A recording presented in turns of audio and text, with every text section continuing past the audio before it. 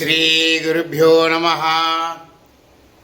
ஒரு மாதத்தில் நட்சத்திரம் 2 நாளைக்கு வந்ததுன்னா முதல்ல ஒரு தடவை, அப்புறம் கொஞ்ச நாள் கழிச்சு இன்னொரு நாள் அதே நட்சத்திரம் 2 நாள் வந்ததுன்னா எந்த நட்சத்திரத்தில் ஜன்ம தினத்தை அனுஷ்டிக்கணும் அப்படிங்கிற ஒரு கேள்வி நண்பர்களே.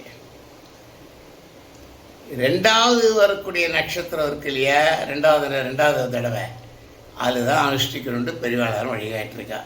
அது ஒரு வாக்கியமே இருக்கு, ஏகமாசே தி ஜன்மர்க்ஷே அந்தியர்க்ஷே ஜன்மகாரேத்து. இதான் வாக்கியம் நண்பர்களே. அதாவது ஒரு நட்சத்திரமானது 2 தடவை ஒரு மாதத்தில் வந்ததுன்னா 2வது தடவை வருது இல்லையா, அதில் தான் ஜன்ம தினத்தை அனுஷ்டிக்கணும். நாராயண